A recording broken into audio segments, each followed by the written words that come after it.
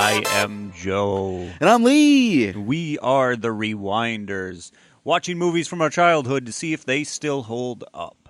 This time, we watched E.T. E.T. Holy crap. What? Sound just like E.T. Sort of. Sort of. Oh, a little bit of trivia right away then, if we're talking about it. Oh, yes. The voice for E.T., when E.T. finally figures out how to speak English, it was a old lady that smoked like 2 packs a day. She was the voice for E.T. because she had a grumbly voice. They only paid her like $400 for her work. Whoa! Yep. She Something got like robbed. That. She did get robbed. She's the voice of E.T. So... Is she still kicking around? Is she going to let's like see. cons and stuff? And Oh, yeah. She's going to all the cons, paying $35 to get a signed autograph, lines out the door, since this is from 1982, and she's probably old then, and yeah, whatnot. So I remember this movie, for some reason, quite a bit, even though I've seen it twice in my entire life, and now, obviously, more recently. Oh, did a good job sticking with you then. It did, because I was 4 years old and went to go see this in the movie theater, and it scared the shit out of me. I remember right away when E.T. was being chased, he was screaming, because he has that whatever horrifying scream. I was hiding underneath the seat, and I didn't watch most of the movie. I just remember being terrified of this movie. Your parents were like, "Oh, yes, we paid money to bring you here." Yeah, I don't know if it was my parents or if I went with a family and their kids. I don't really remember, but yes, I was. Then if that was the case, they probably were laughing. Yeah, or anyway. So I remember quite a bit of this movie for some reason. I probably saw it later on then as a kid, maybe probably 8. Well, I guess, what do you remember?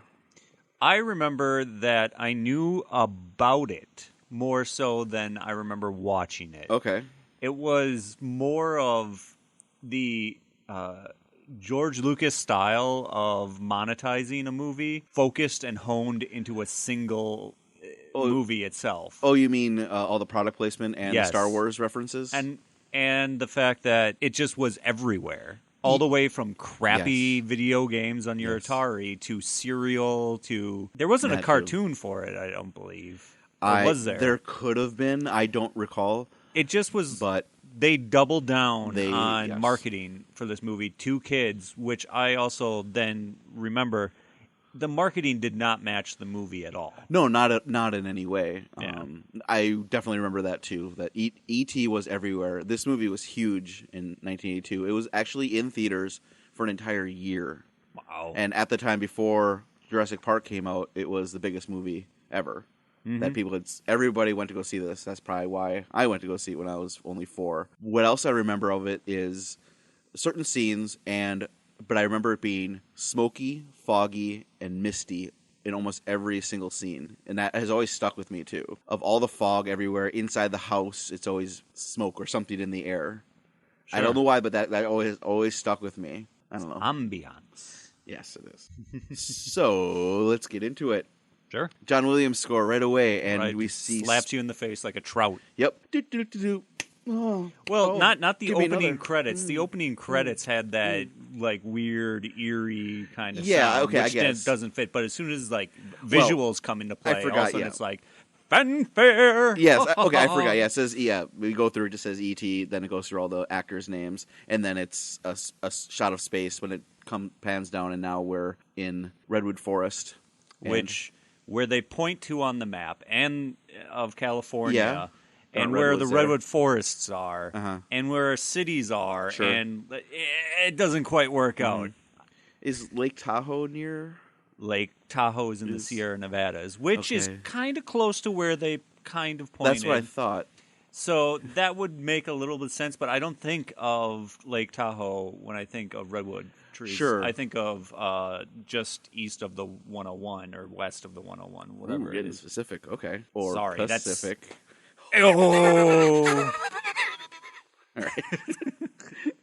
Sure. Well, yeah, it's California. It's California. It's never said exactly where they are, or even the last name of the family you eventually meet, or really anything. Anyway, but now we're in the woods. It's nighttime, and there's a crappy looking UFO. okay, this is from a childhood memory because probably when I saw it later on when I was young, I was very much into UFOs. Yeah. And I saw the design of that. Oh, that's really stupid looking. It looks like a giant egg or Christmas ornament. Yeah, kind Christmas of. ornament would be right. Mm-hmm. And it's very colorful and not aerodynamic at all. No. But it's landed in the woods, and there are a bunch of ET, basically aliens, all around, and they're gathering plants because they're a bunch of hippies. Herbivores, Yeah, herbalists. Yeah, and making tinctures. And what I like though is it's dark and the camera's going behind trees and branches, so you can't really get a good look of what the aliens actually look like. You have the silhouette and their hands, and we go inside the spaceship for a little bit, and it's got a bunch of alien plants and stuffs, mushrooms and things in it, and there's mist and fog everywhere, water and dripping, water dripping, yes, some turd type object going. Yeah, just. The spaceship was designed by Ralph McQuarrie. I don't know who that is. Ralph McQuarrie is an artist, and he did all the conceptual art for Star Wars. Cool. So he designed this ship. I wonder if he designed my bed sheets then. Ooh, you had E.T. bed sheets? I had E.T. bed sheets. Okay, and you had not seen the movie, really? Or you don't remember? I don't know if I did or not, but I had E.T. bed sheets for quite a long time. And the storybook with the record. Sure. Oh, there are so many of those. Yeah. I had the Gremlins one. I had all of them. Yes. Yes. You can go on and on. Yeah. But they hear an owl hoot or something like that, and all the aliens stop, and their hearts glow red at the same time, so we can see, they're all symbiotic to each other in a way. They're all tied to each other.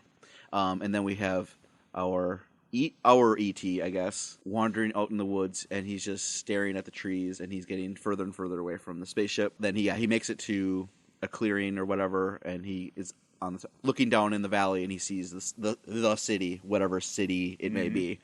But then we see truck headlights, SUV, bunch of Ford Broncos and trucks coming in. When you go into the forest to hunt aliens, you gotta do it in a goddamn truck. That was too manly for me. Good Lord. Okay. But that scares E.T. He's hiding low. He's laying low. But then we also see our antagonist. Very good. Our antagonist come out of it. I don't and know he if that's has loud enough. I don't have as many keys as that. He has all the keys on his little utility waistband belt. I went back to high school because of that guy. I thought the same thing. Yeah, there's a guy in high school that collected keys, and he would just have them all on his waist, on his belt, just like this guy who comes out. And so this so this is the guy in charge, and they know that the spaceship has landed there. They're looking for it. They see E.T., and then he starts running back to the spaceship. And when E.T. wants to move, he can move. Yeah, he is zooming. Mm-hmm. He's trying to get back, but the spaceship takes off without him, and he manages to hide while the rest of these humans, which we can't see, they got flashlights and whatnot, and they just see the spaceship leave, and they lost E.T. They don't know where he went, but E.T. manages to start wandering to the city and see what he's going to do. And the key thing is definitely a baseball bat to your face of, look at this, look at this, look at this. And I get it, but as an adult, I'm like, ugh. But I also do like the fact that the movie it kind of makes you feel like they're the bad guys. Well, we'll get to that definitely, but I completely agree. Right away at these, E.T.'s scared of them. You got menacing key noise. Menacing trucks, and we don't see what they look like either. No, yeah, they're all shadowed or shot low. You just see their hands or their feet, or just slightly askew, maybe. Or their keys. I don't know. Yes, they could be the evil men in black. Basically, is what we're probably being told. So when we cut to a family, and it's nighttime still, and a bunch of kids are around the kitchen table, and being nerds. Holy crap, they're playing D&D or a D&D type game. I think it's one of those board game D&D module hybrids. Things? Okay. Yeah. Because there were plenty of those back then. That's true. That they did come up with a lot of those like that. But I had no idea. Like, oh, awesome. Cool. Neat. And we're introduced to, I got the older brother. That's his friends, so they're 14, 15 years old-ish. Yeah. And then we have Elliot there, played by, he's got to be 8 or 10, maybe? Maybe. Something like that. played by Henry Thomas. And he's wanting to play the game with them because he's younger. Whiny younger brother. I want to play. I'm ready. Come on. I can do this. So let's ask the game master. Yes. Oh, fine. Here, you can play his character next round or whatever. Basically ordering pizza. So they tell Elliot, go outside and get the pizza, then you can play. So he goes outside to get the pizza from a pizza delivery car. Yes. That I owned that car. Not that specific car. Was that a Festiva? This was a 1978 Ford Fiesta. Oh, the Fiesta. This is before and it was orange, and this is before they changed it to the Festiva. I remember that car. Yeah, it had black pleather seats. Oh, I liked that car. The windshield wiper fluid, I had to push a pump on the floor, like a little pump every time you push it down, it would squirt out. It was not electronic pump. It was awesome. I loved that car. Anyway. Oh, so one thing I didn't understand about that scene in the inside was one of the friends was on the phone, and I took that he was ordering the pizza, but all he was saying was mau mau, mau mau mau, mau mau, like the song. I think he was. Okay, I don't know what he was doing, but I'm going to say that he was trying to get on a radio show. And he was trying to answer. I thought he was ordering the pizza. I'm like, it didn't make sense either. On? You're right though, because they're yelling at Elliot. Oh, get sausage and pepperoni and no fishy things on it, no anchovies. But if they order the pizza, that's the pizza they're going to get. Yeah, he has no. It's not like they make the pizza unless back then they made the pizza in the Fiesta. Now that's a party. Wow. Yeah, and it cuts back to the kids and. There's the mom is there and she's in a bathrobe and she is doing dishes. And I remember this as a kid too. And one of the kids wants to put on her butt as she bends over.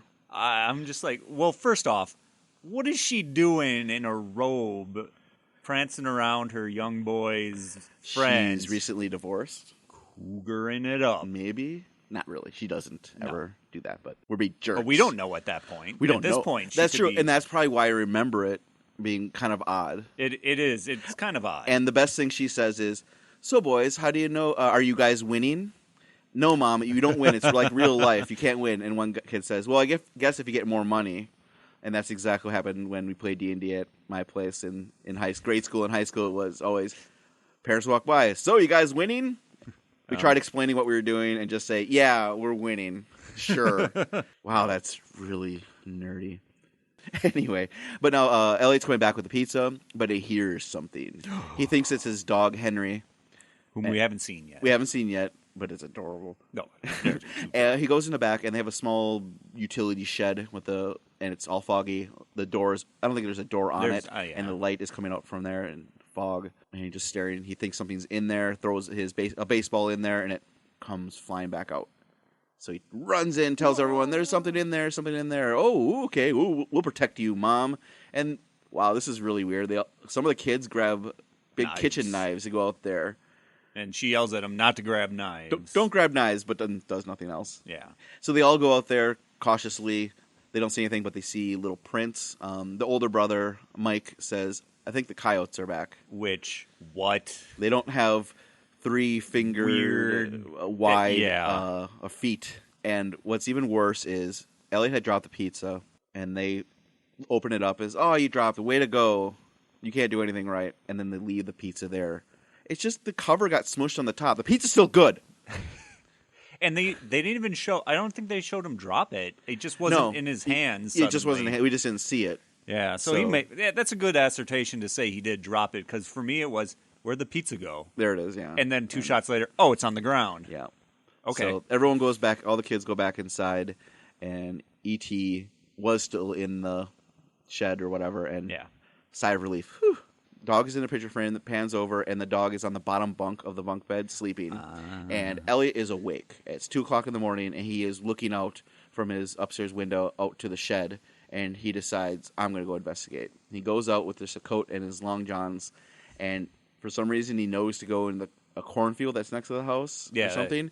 And that's when he slowly runs into E.T.'s face, and they scream, and they both scream at each other and run away. And that scream still terrifies me. That shriek of E.T.'s. So those guys up in the forest must have terrible searching abilities because, one... He's so loud. E.T. is terrible at stealth. He Yes. just makes noise everywhere. He's He got goes stumpy legs, places. yeah. Then you have this kid who's shining lights Yep. at him, and Mm-hmm. he doesn't do anything, and then is surprised when he's suddenly on top of him. Yeah. Those guys so are cheap. idiots. Yeah, he runs back in the house, and now it's the next Next morning, day, and they're yeah. having breakfast, and he had told not his parents, just his mom, there's a goblin out there. He keeps referring to it as a goblin, and I would too. the- Jeez. it's weird looking, and you don't know exactly what it looks like. We know he's cute. E.T.'s cute looking and also terrifying at the same time. It's kind of like an ugly noticed. chihuahua kind of thing. Yeah, ugly, It can be cute. shaved. Yeah, big Wide. eyes are wide. But that shriek.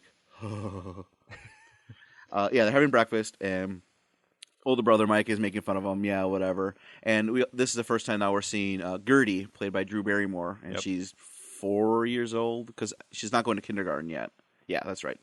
She's probably 4. We'll say she's 4. She's wondering what's going on. What are you talking about? And she just kind of repeats what they're talking about. Yeah. And basically, the mom says, "Okay, clean up dinner," and they argue. Just one of you do it. Elliot says something like, "Oh, Dad would have believed me that I saw something." Then this is where we get the mom is starting to get sad, and the older brother's like, "I'm going to kill you. Don't mention Dad." And then Gertie says, "What's Mexico?" Because she's a little kid. And so, yeah, recently And a scene stealer. she's adorable. Yes. And so, yeah, the mom says, basically, Dad left me for somebody else. He doesn't even like Mexico, she says. Yeah. And then it's the next night, and Elliot decides to sleep outside this time with a flashlight. No, I'm sorry. I'm skipping him going into the woods on a bike. Dropping Reese's Pieces out, like to feed or to Lure entice, hobos. lure the hobo E.T. out from the woods. He does manage to see the back of his name is Keys in the cast, and he is looking around the forest for E.T., but he's by himself. E.T. runs back, and this is when he decides to sleep outside on a bench with a flashlight in front of the shed, and then wakes up in the middle of the night, and E.T. is creepily standing there, looking at him, and comes closer slowly. Like a predator trying to And feel out exactly. his prey. Elliot can't scream. He's trying to yell, "Mom, Mom, Mom," but he's just terrified, frozen with fear. Creepy, long, 3-fingered hand comes close to him and drops a bunch of Reese's Pieces on him. He collected a lot of them, and so Elliot gets the idea. I'm going to lay these all down and bring him into the house. Okay, he's not. He didn't murder me, thank goodness. And a little side note: they wanted to use M&Ms, but M&M said no. So they fine. We'll use Reese's Pieces. They're lost. They're lost because Reese's Pieces became iconic. Completely iconic with this movie, and it was a huge movie and so on. Yeah, lots of money. It puts a couple down, and E.T. climbs up. Ooh, piece of candy.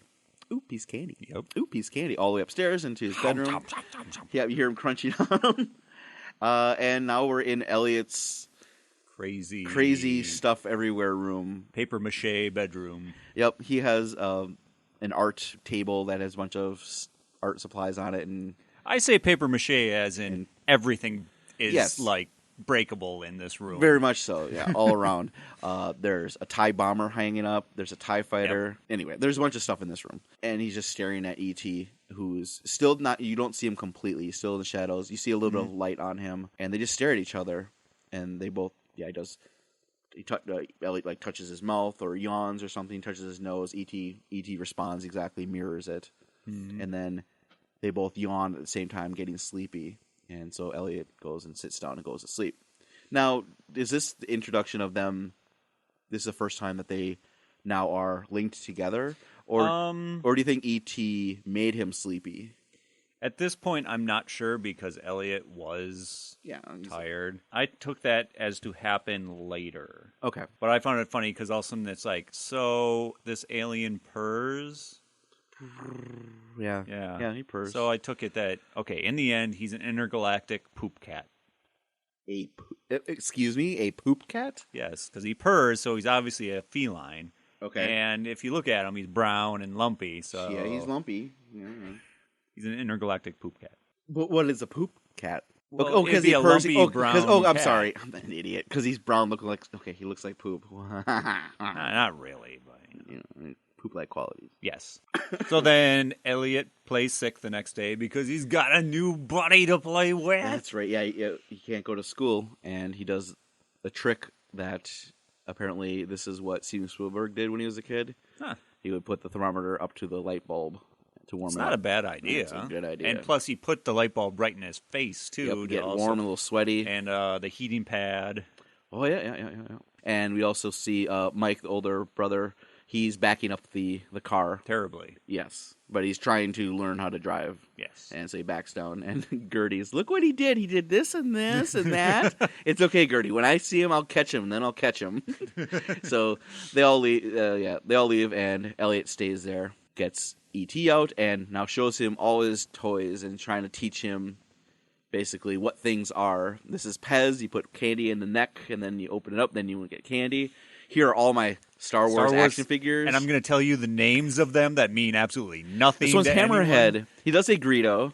Yeah, I say Greedo and Boba Fett are Lando the only Calrissian. ones. Oh, yeah, and Lando Calrissian. Snaggletooth. Yeah, and this one's Walrus Face. Walrus Man. Yeah. I mean, it's like, God, it makes me think of George Lucas and his inability to name things properly. Well, this one looks like a hammer for a head. It's a hammerhead. So it's Hammerhead. Yeah. And then, yeah. Anyway, yes. Exactly. I know. I thought of that too. Yeah, and he's showing him everything like it. And that's exactly what a kid would do. Is I'm so excited. This is a car. This is what we use to get around. But you can't eat this. This is a peanut. Except you can eat this, but not this this, but not this one. This is a peanut bank, and this yeah. is money. You use it to buy things, so on and so forth. Just like an excited kid would do, and I really like that. Yeah, it's very accurate. Accurate what a kid would try to do. He'd be hit up with Ritalin soon after this. He was very energetic, but anyway, not diagnosed back then. This is where I think the mind meld takes hold. You're getting hungry. Yeah. Yep, I think you're right. Yeah, I didn't write down the exact moment, but it was like here. Bam, hit. This is where their connection is very clear. Yeah, Elliot goes down to grab a bunch of food. Oh yeah, when he opens the door, the dog tries, or it is Harvey. No, wait, is it Henry? Henry, it is Henry. Yeah, barks and scares E.T. So yet another shriek. Goes down, as getting food. E.T. starts looking around. He accidentally opens up an umbrella, which startles E.T. And also startles Elliot and drops a bunch of food on the ground in the kitchen. That's the connection, because it cuts right away to Elliot, and Elliot is looking around like, what just happened? Why did all of a sudden I freak out for a moment? And there's a connection. Goes back up and is hanging out with E.T. and I think the brother comes home first. Yes. And he's got football. He got done with football practice, got pads on, and basically Elliot, come here. I got something to show you, but you have to promise the best promise ever. You won't tell anyone. Promise again that I have the most absolute power. Mike says in a Yoda voice, you have the most absolute power. Turns around and is, what is that thing? And he jumps backwards, slams into a bunch of stuff on the wall, knocking a bunch of stuff off, which, by the way, E.T. also knocked stuff over when he was jumping away from the dog. Yes. So this room is getting trashed. There's stuff everywhere. Yes, exactly. Yeah, there's stuff falling down, paper mache, and and then at the same time, Gertie comes home, and she's just talk, comes in, and then screaming loud, everyone's screaming at each other.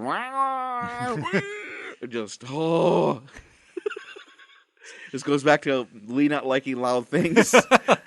Because as a kid, and this is just reminding me, it's putting me right back in there, of making my skin crawl. And E.T. goes into they have to pull him into the closet because the mom's then the mom comes home. And that's right, because everybody's screaming, and now the mom is home, so they're trying to shut each other up. Gertie, Mike, and E.T. go in the closet, and Mike has his hands over Gertie's mouth, like, don't. And they're staring at each other in the closet, just wide-eyed.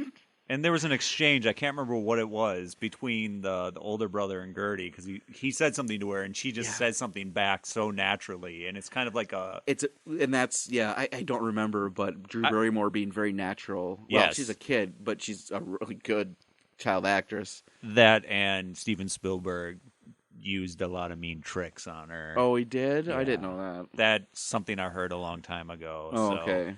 Yeah. Oh. She just was also very receptive to adults telling her things and believing them. Okay. Well, she is in the Drew Barrymore family. I mean, they're a show, a entertainment family. They've been doing for generations. The mom comes in like, it looks like a war zone in here. Not a war zone, but It's a war zone. I know, made me think of that. It's a war zone down here. And Elliot's, yeah, I feel better. I'm fine. Okay. Well, I'm gonna go take a shower. Can you take care of Gertie? Yeah, it's fine. Okay, bye. Whew, that was a close one. And they're like, what is this thing? As they're staring at it in the closet, it's behind a bunch of stuffed animals. And I don't know what it is, but we can't tell anybody about it. Gertie, you can't promise. You have to promise. You can't tell anyone. And takes her doll, gives it to Mike. Mike, you got to do it. Rip off its head if she doesn't swear that she won't tell anyone. And I think they say right away that they have a really good idea. It's an alien. Yeah. That it's not a escaped monkey from an experimental something or other.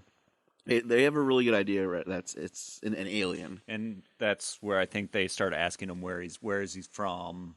Yeah, that's eventually. Yeah, I think then that night, Gertie is going into everybody's in the room. They barricaded it. Yeah. The dog is there now, and so they're all just asking it, "Where are you from?" Here's a map, an atlas, and E.T.'s eating a bunch of food, a bunch of vegetables, and are you from here? No, that's when they point at the map on California. We're here. How about here? A globe. Maybe you're somewhere further. Then they get the space. They get our solar system here, and then E.T. starts putting. Is it balls of clay or? I would have to assume because Play-Doh? they look like potatoes, but they're multicolored, like different colors. I don't know what they were, but he puts them down as planets, and then uses telekinesis and puts in the air and it swirls around, which showed us nothing to be where he's so from. It's like, hey, that's cool. You got the Force and all, but where are you from? Where are you from? Okay, but we confirmed you're a spaceman. Yes. And then I think we just got a scene before nighttime again in Ellie's room. We see the men in black, basically, whatever. Creeping around They're creeping around town. Yep, and not the creep around the town there. We see the hillside. In the hills, exactly, because we get a dolly zoom that into the valley. Steven Spielberg did this in Jaws when the main character, Roy Schneider, realizes there's a shark in the water. He does a dolly zoom on. Rod Schneider. Oh, okay. Does it dolly into his face. We're going to get to Jaws, too, because that's, holy crap, an amazing, scary movie. Have you seen Jaws, Joe? Some of it. Yeah. Okay. But he does a dolly zoom into the ground, into the valley and all the city lights and whatever, the town, and they have sensors and whatnot, and they're beeping around. And then we see Keys Man is standing there, and we see his keys.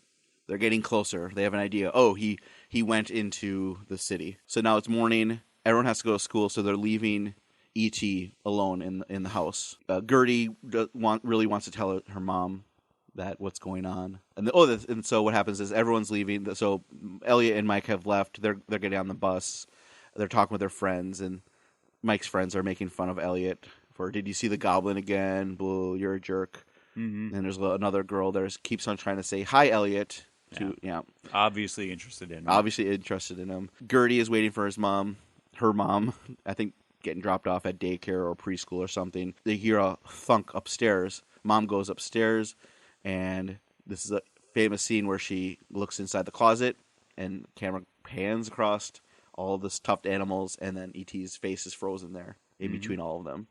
Nope, she doesn't notice E.T. And they leave, and now E.T. does some exploring on his own. Yeah, and he's only got Henry there to keep him company. So he goes down to get some food. He opens up the fridge. Doesn't like potato salad. Throws that down. Dog eats a little bit of it, but he likes Coors. He's riding. He opens not up even Coors Light. No, it's just Coors. And he's riding the silver bullet, and then he drinks one right away. And now we're in school. Elliot's sitting down. It's a boring. The teacher is walking back and forth, and he's talking about, we're going to dissect a frog today. The girl that said hi, kept on saying hi to him, is sitting behind, and Elliot all of a sudden burps loudly suddenly out of nowhere, and kind of turns and they're a little embarrassed. And then E.T. has another beer. Wow, I'm going to keep drinking. This is good. He likes Coors. Now Elliot is getting drunk in the school and kind of turns and makes a smirky face at the girl. Hey, what's up? Getting drunk. And we don't see, again, throughout the entire movie, don't see adults' faces at all until we get introduced to until we see Keys late in the movie, about like half hour left in the movie. So this guy is droning on about, we're going to put the frogs to sleep with chloroform in jars, and we're going to dissect them, and you want to make sure there won't be so much blood, there might be bodily fluids, but we want to see the beating heart. What?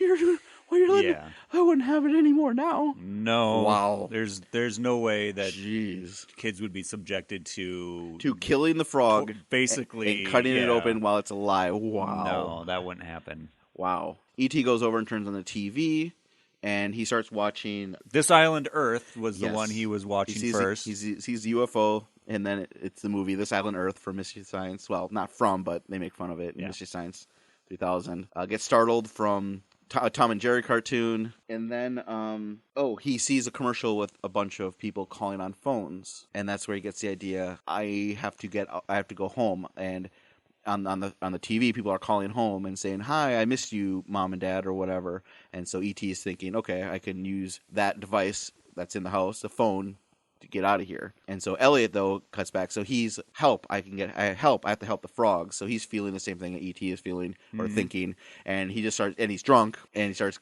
I think he's actually hung over at this point. I guess so, because it did go quickly through E.T.'s system, because he's not completely drunk anymore. Oh yeah, he was wandering around in the kitchen, bumping into things, which was funny. The dog is just watching, like, you're crazy drunk. Bunk, bunk. Then it's complete chaos as Elliot is in the school, freeing all the frogs, screaming. And that it lines up with the next movie E.T. is watching, which I believe was The Quiet Man. Oh, where the man grabs the woman and kisses. And then, he's watching, he's enamored with this thing called love. So because and probably because they don't have a gender, E.T.'s race, species. They're just asexual, probably. They don't have anything, and so he's seeing this relationship. So then he's seeing this love, and that's when Elliot grabs the girl who's trying to run away from the frogs, and they reenact the same scene. And he can't kiss her because she's much taller, but luckily a kid is crawling on the ground for some reason. Who knows? Steps on top of this kid and is able to then kiss this girl, and then gets taken away by the principal as all this chaos is happening. There was a lot of frogs being tossed out of that everywhere, classroom. out the windows. I don't think there were that many students in that classroom. No, not at all. There are a lot of frogs everywhere. But then E.T. notices a comic, Buck Rogers comic, and in that 3-panel thing, it just basically Buck Rogers is stranded, and he makes a communicator that says help on there. So E.T. grabs a bunch of equipment and drags it all upstairs. Biggest one, Speak and Spell. Yes, that's right. He uses a speak and spell, which I had the obviously that one, but the buttons were flat. They weren't sticking out like that. Yeah, I think I had that same kind. I think that was an older model one, Speak and Spell. Oh, while this is happening, he didn't drag everything up yet because Gertie and Mom come home. Gertie's like, Mom, I want to show you the Moon Man. Mom is busy putting away things and just passes each other without her noticing. But she notices the Coors on the floor. What is this mess? And she picks up a can. It's empty. And there are a bunch of cans over by the TV. That's right. And so Gertie starts watching Sesame Street. I forgot about this part. And she's, whatever, I tried telling Mom. Mom distracted watching Sesame Street. Mm-hmm. And it's ABC's. And all of a sudden, E.T. starts saying A, B. B as in bat, B as in boy, things like that. He's starting to learn how to speak English. See, ladies and gentlemen, this is what PBS can do for you. For $1.37 a year of your tax money, I got some tote bags. Aliens learning English. I don't know if that's the best way to put that, but yeah, it is. It works. Or mathematics. Okay, I don't want to get into other movies with circles and inks. Oh, Arrival. Okay. Anyway, we can cut it off. Okay. Then he goes upstairs. Gertie then hangs out with E.T. and dresses him up in a girl's outfit, like an old lady outfit, which is awesome. He doesn't fight it either. He's just whatever, like, just hanging out there. This is me now. This is my life. Dee Wallace, the mom, had to go out and get Elliot from the principal, and comes back. Elliot comes in the room like, what did you do to E.T.? Oh yeah, the name E.T. comes from Elliot goes and talks to, or when he's being harassed by Mike's friends, they say, oh, maybe what you saw was an extraterrestrial. Mm-hmm. That's where they get E.T. from. So that's why we start calling him that from here on out. Yeah. That's what E.T. says. Elliot. Elliot, you can talk? What? Then he Gertie- starts laying down some fat beats.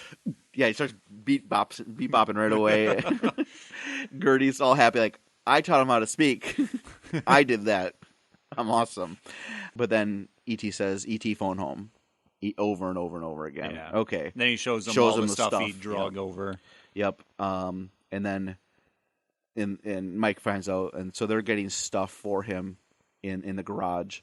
And then we have a van comes by, and they have a listening stuff in there, so they hear the conversation of Mike and Elliot saying, E.T.'s not looking that good. Something's wrong with him. And he says, and then Elliot says, we're fine. Yeah, that's another thing. You keep on saying we now, which kind of happens abruptly. Yeah. Where it's, E.T. didn't look any different. We really don't see him declining in health. No, not at this point. Not this. Yeah, it's very drastic, I guess, later on. But so they get on a bunch of stuff. E.T. is in the closet, which is a big closet that connects from Elliot's room to Gertie's room. And Gertie is being read Peter Pan bedtime story by Mom. And E.T.'s just listening and watching through little cracks or whatever the door. Elliot sits down and here's more stuff, and there's a saw blade and he cuts his finger on it. Blood comes out. Ouch. Yep. E.T. does a glowing finger and heals it. Yep. And then he continues listening to the story of Peter Pan. Basically, don't die, Peter Pan, if wishes can make people come back to life. Because Tinkerbell drank the poison, so that's Peter what it was, Pan Tinkerbell. wouldn't. Yes, that's right. Yeah, Tinkerbell And dies. You have to believe, and you got to believe in clap fairies. your hands. Clap your hands, and then they clap, and they both fall asleep. Don't they? Yeah.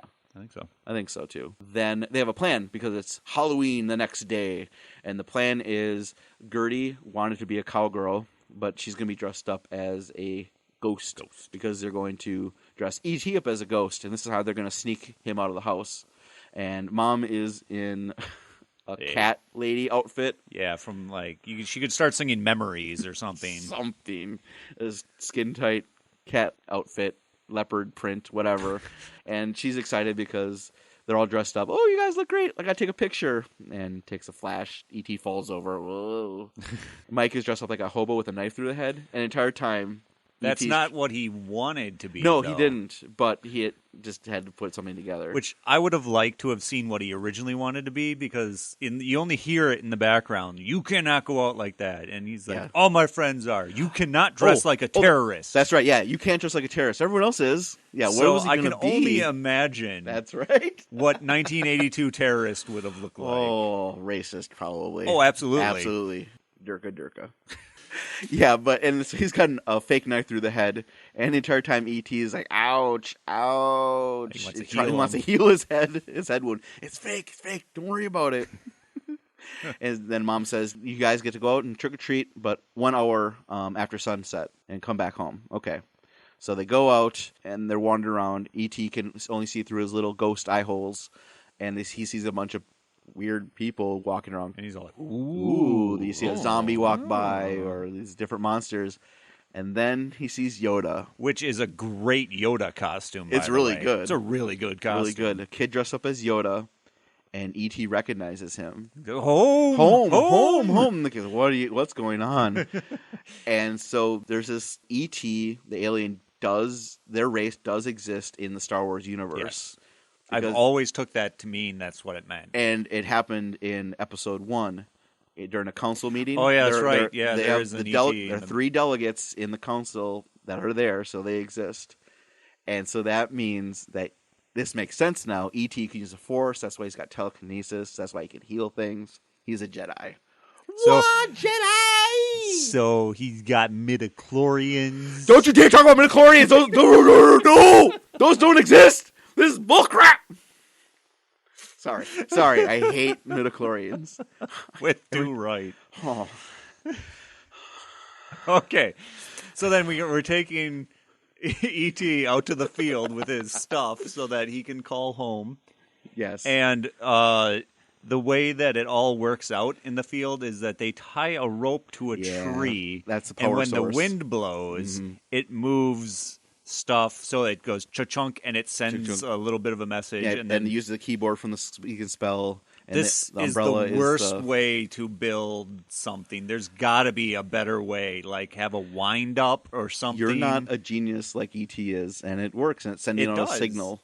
It works. Yeah, it works. It's I thought there nighttime. could be, Yeah.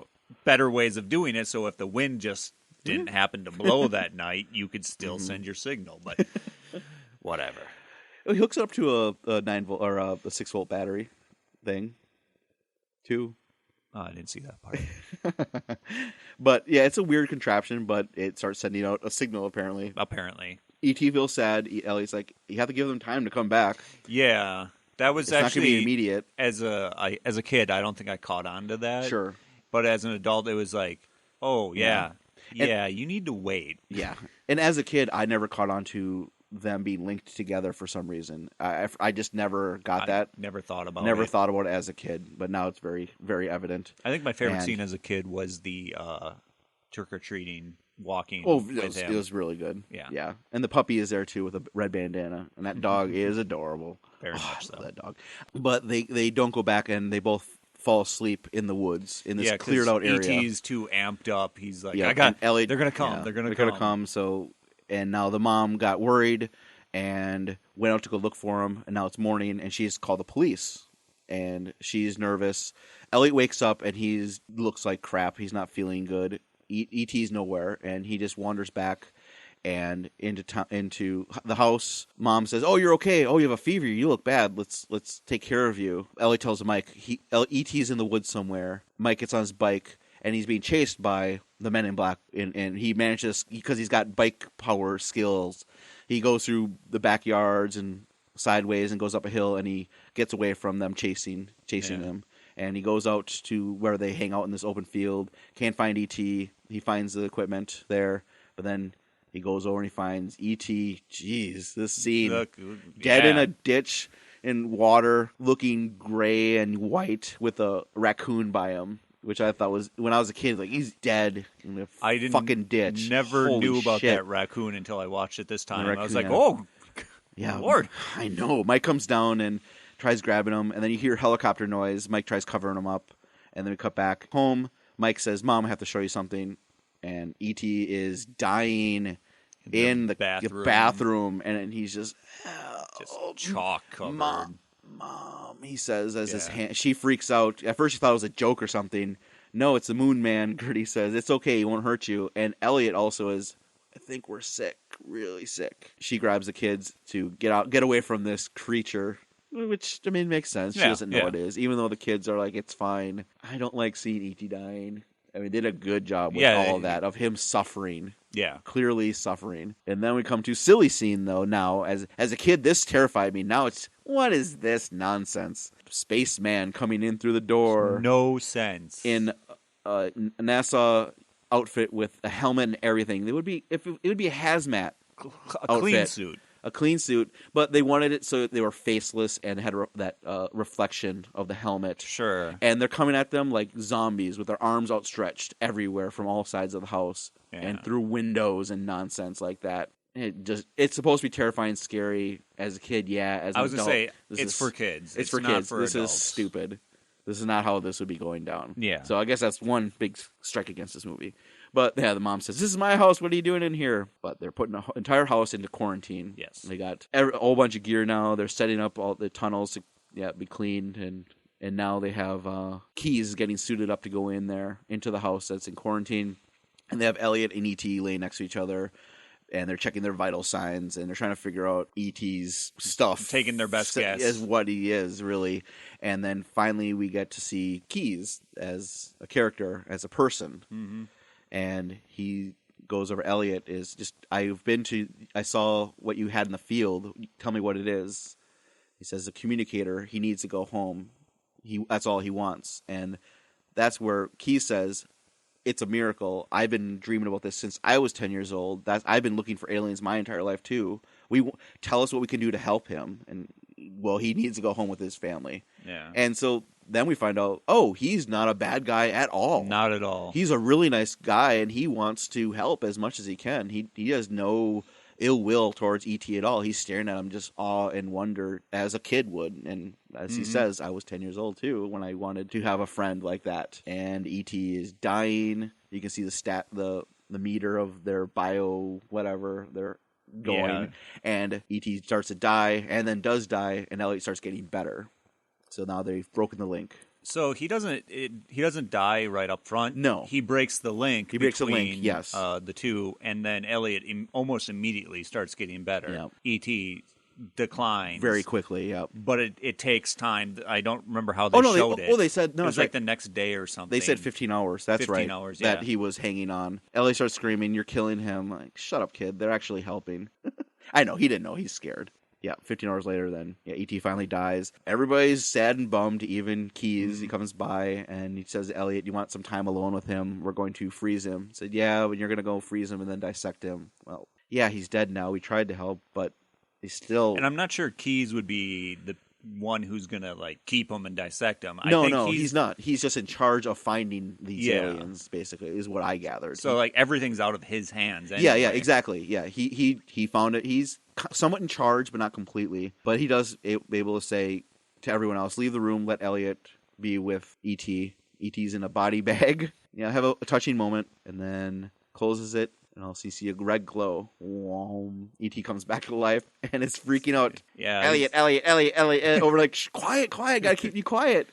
I'm going to put you back in this bag. God. So he does zip up the bag and then puts his robe over the glowing heart, red heart, so he can't see it, covers it and pretends to cry to help muffle E.T. talking constantly. And they put E.T. in the back of a van, but Elliot goes and tells Mike, "Got a game plan. We're going to get E.T. out of here." Mike somehow gets a suit and is in the van. Elliot just walks. No one pays any attention. Walks right past There's him. no security, not at all. It's not like now it would be, I would assume in movies, it'd just be a huge military operation. And it's really not. There aren't guys with machine guns everywhere. It's a lot of what looks like... It's more scientific. Yeah, science and people in suits. There are guys in suits, and they do have revolvers and shotguns and stuff like that, but it's not this huge military operation. Yeah. Probably because Keyes is in charge, and he didn't want any of that stuff, we'll assume. But it does make it easier for the kids to escape. Get in the van. Mike tells his 3 other friends on bikes, "Meet us over here and bring our bikes." Quick chase scene in a van as Mike is trying to drive it. And these poor 2 guys that got caught in the back. They're just doing their job. They were doing their job, and they're coming towards Elliot. Yeah, because they're being drugged behind his van. They're just in a tunnel thing. I don't know what they would have done if they'd probably been like, "Holy crap, that was terrible." We're just trying to do our job. We tried saving E.T.'s life. We didn't do anything bad. But the movie's trying to tell us that these are the bad guys. Yeah. And Elliot managed to release the plastic tunnel thing, and they go flying. Well, not that bad. Rolling. They roll, and they meet up with the guys are on bikes, and I forgot about this too. That we forgot. I skipped the entire scene when Elliot goes out into the woods, lay down the equipment. E.T. uses his telekinesis to fly. Over the forest, one. The first bike scene at night, and then because E.T.'s in the basket, and then they go past the moon, which is completely iconic now. Yep. Amblin Entertainment logo. So now E.T. is on a basket, and we have all these kids on bikes, which is I really like. Yeah, that's a classic part of the movie. Yeah, they're trying to escape being chased by government agents. E.T. uses telekinesis to fly them away past 2 guys with shotguns, which I don't think they were even going to shoot at all. It's just because they had a chance to do it. They could have killed them if they wanted to. Mom is chasing them, saying, and she's with Gertie. Keyes actually says, "Where are they going? Like, what's going on?" "Oh, they're going back to the forest. I'm going with you because I'm a nice guy." Yeah, so they're heading to that spot too in car. All the kids flying on bicycles. And what I always thought was weird, not always, but okay, more recently, was they're pedaling while they're flying, which doesn't make any sense. Because their pedaling doesn't generate any... It's telekinesis, Holmes. Whatever, I know. It looks neat, though, as they're pedaling. They all land, and it's nighttime, and it happens very suddenly. The spaceship is there, and that's why E.T. came back to life. The aliens were near enough to give him a bit of their life strength, energy, or whatever. Whatever, yeah. And also then the mom, Gertie, and Key show up, and they have this very touching sad scene. They all say goodbye. Key's there's looking at everything. Key doesn't say anything at all. He doesn't interrupt. He's just stunned. This is what he wanted to see. Yeah. Each of them say goodbye. Now, does E.T. say, come with me, in a way? Yes. Yes, that's what I thought. He wants Elliot to He go wants with Elliot him, to come with, and Elliot says, no, I can't. And then, which is smart. well, yeah. As a kid, that'd be tempting. It would be, but you're right. Yeah, they all say their goodbyes, and Henry almost runs up into the UFO. That's with right. him. Yeah, the dog comes by. I forgot Henry. Oh, I'm so excited! I'm a happy puppy. I'm gonna go up this ramp. Oh, wait, now I'm gonna turn around, and go back. Yep. Just kidding. The spaceship takes off. There's a rainbow. Whee. Lame, but it's touching. I understand it. Music swells. John Williams. Swells huge all over this. Frickin' the fanfare starts during the goodbyes, yes. and to me does not match the mood of the goodbyes. No, it doesn't. All. It doesn't. It's too loud. It's too loud. It's too fanfare. Yes, and exactly. What I said. Yeah, it's not the time for this, but it doesn't. That's fit. John Williams. Yeah, is it Willems or Williams? It could be either. Okay, well, we'll go with Williams. Sure, why not? It ends right there. Yeah. That's it. I like this movie more as an adult, I'd say, than as when I was a kid. Because like I said, I was just terrified of E.T. and all that. I think one thing that would have helped this movie was actually having an antagonist, a real antagonist. It could have... Yeah, take that, Steven Spielberg. I'm fixing one of your best movies ever. Because I've written so much. But I guess the only thing I would have changed, this is just me personally, was Keyes can still be there being a good guy, but he has another person that wants E.T. to experiment on, or something like someone. I don't know. I think it's kind of refreshing that there isn't some evil force. It's just kind of everyone is there doing their thing. No one's inherently evil or bad. That's true too. To not have the typical, because that's not reality. So they're kind of massaging reality with a alien. You're thing. right. Yeah, yeah. It doesn't. And not every movie has to be the same. No, right? Yeah. And when you said that's not reality, kids get introduced to E.T. Elliot says, we have to get him back to his home planet. One of them says, like, can't we just beam him up? No, this is reality. That's not how that works. Which was a good line. Yeah. So would you recommend it? You know what? I would, but I think it would be a nice key age of probably like 8 to 15. Sure. Somewhere in there where you're not too young that you'd be scared of it, but not too old to find it definitely. cheesy. Yep. I would agree too. And actually, I would recommend it if you're you just missed it and you're younger now, because Stranger Things is out. Exactly, and that show takes from this movie. Yep, with bikes, with hiding something from your parents, D&D. Yep, everything. So really, a lot of the way it's shot. So I would definitely recommend it if you're interested in Stranger Things. Watch E.T. The bikes kind of look a little, dated when they fly. But you can't really help that. No, there's some effects that don't necessarily fit, but it's good. It's a good story. You're right. You don't need evil bad guys in every movie. There was a lot of nice, fun things in it. That was E.T. If you want to get a hold of us, email at therewinderspodcast@gmail.com. Like us on Facebook and follow us on Twitter at therewinderspod. You can find this podcast on iTunes, SoundCloud, and Stitcher. Please rate and review. What did I learn from this movie? What did you learn? I learned that if you need to bring in an alien quietly, use Reese's Pieces and Coke. Yeah. Or Coca-Cola. And then Coors. To keep them. Keep them there. Keep them around. Silver bullet. I learned that even aliens like to dress up as women once in a while. Ooh. Just to feel pretty. Hey, we are the Rewinders. Thanks for listening.